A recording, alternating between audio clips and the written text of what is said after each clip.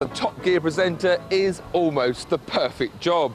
OK, the hours can be a bit long, the pay is of course not enough, but you do get to drive some of the most expensive and wonderful cars in the world.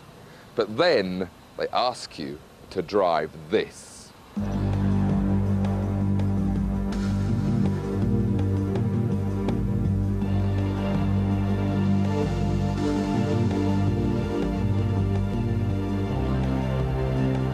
"5,000 horsepower, 0 to 100 in under 1 second, 0 to 200 in less than 3, 0 to 300 in under 5 seconds. It's one of only a very few sports where women have taken on men on equal terms to win both world and European crowns, and they call it drag racing. Its spiritual home in England is Santa Pod near Northampton, which this weekend hosts its World Finals event that brings the best cars and bikes from all over Europe to Britain. Now, no one's suggesting I jump straight in the 5,000 horsepower top fueler. Oh no, they said I can learn the trade in this 2,000 horsepower Pro Modified, or maybe even this 600 horsepower super gas car. Now that sounds a bit more like it.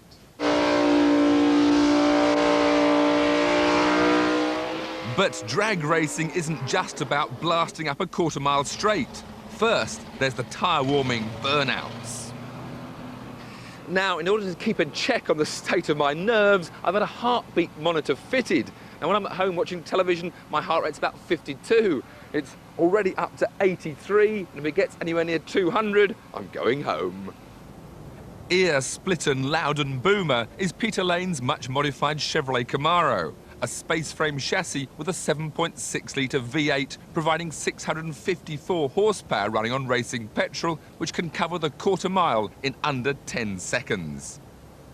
A Power Glide 2-speed automatic transmission makes life fairly simple, but then brake line locks and transmission locks make things much more complicated. And then I'll pump up the brakes. Right. Press the button first, then you can do it either way.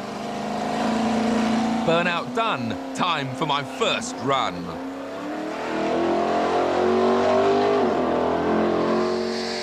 10.77 seconds and 136 miles an hour was a respectable start. Well done, mate. I never used full throttle, I don't think. Oh, it says 151 at the moment. Right, the next step in my crash course... No, shouldn't say that. My lessons in drag racing is to move up to the Pro Modified class, and that's up from 600 horsepower to nearly 2,000 horsepower. And Neil Taylor has kindly put a passenger seat in his machine so he can take me on a guided tour and show me how all these levers work. What on earth are all these for, Neil? Well, it's quite simple, Tiff. You've got a forward and reverse selector here. All the levers pushed forward will give you first gear. We then sequentially pull back for second, third and fourth gear. You'll hit fourth gear about 4.5 seconds into the run, about the 8th mile mark, and you'll be doing around 160 miles an hour when we get there. Thank you. So I've got to do all that in 4 seconds? Indeed. In the right order, of course. I've got to sit here and watch you do it? I'm afraid so. Oh, no. The Pro Modified runs on the same racing fuel as the Super Gas, but now there's the extra boost of nitrous oxide injection, which will push the power output of the 11.6-litre Ford V8 engine up from a basic 1,200 horsepower towards that 2,000 mark. The rolling burnout was actually quite a fun ride, but I knew the serious bit was about to come. Oh, I think it's going to get very, very unpleasant in any second now.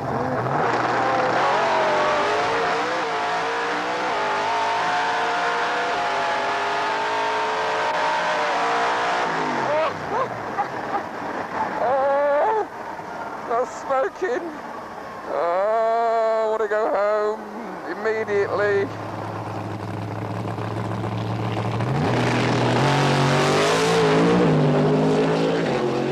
Our run took us within a second of the world record for the Pro Modified class.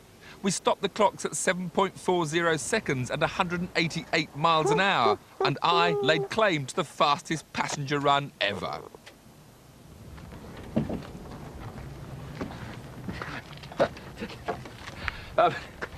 I've heard the expression, what a blast, and I suppose that was a blast, but I took my glove off just now and it says 202. I think it's time to go home. Thanks, Neil. Don't drive back on your own. Bye. Anywhere. But of course, I couldn't go home. I passed on the offer to drive Neil's complex machine, but I had to have a go in that top fueler, the Formula One of the drag strip, powered by an 8.2-litre Chrysler V8 coupled to a Monaghan supercharger. Running on nitromethane, it produces 5,000 horsepower and 5,000 foot-pounds of torque. It's all very high-tech stuff, with the latest onboard telemetry from the Grand Prix world used to monitor the acceleration and performance of each run in minute detail. My chassis had been built by Swede Peter Lance, and he carefully talked me through the starting procedure. OK, I'm in stage. What's going to hold me before I go? What you're doing when you're in this stage, when we told you to stage, you're holding on the brake, you have the clutch all the way up, because it's like an automatic that far.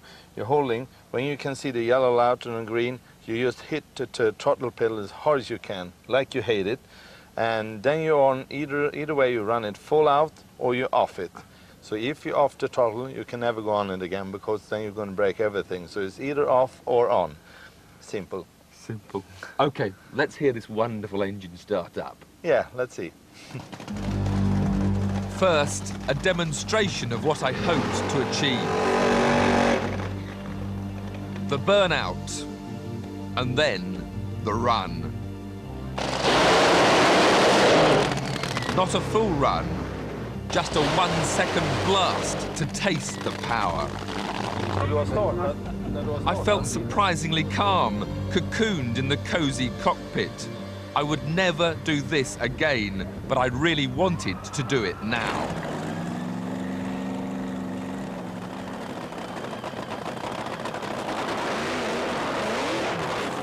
A rather timid burnout. Engage reverse. The long crawl back. Ready.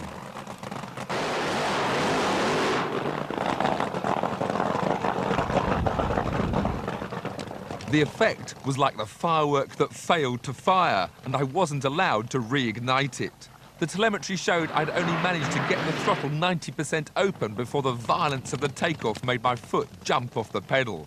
In an instant, I'd experienced 3.5 G of acceleration and been spat from 0 to 60 in 1.5 seconds. My heart rate had peaked at 211. Now you feel how it hooks. Oh, but I jumped off the throttle when it moved. I can't blame you. I can't blame you. You're sitting in one of the fastest cars on earth. Thank you for trusting me with your machine. No problem. Everything in one piece, you and the car. And the sun's shining. Yeah. It's lovely. Okay, it can start rains now. Tow me home. Oh. Shame there wasn't time for another run. But then, discretion is the better part of valour.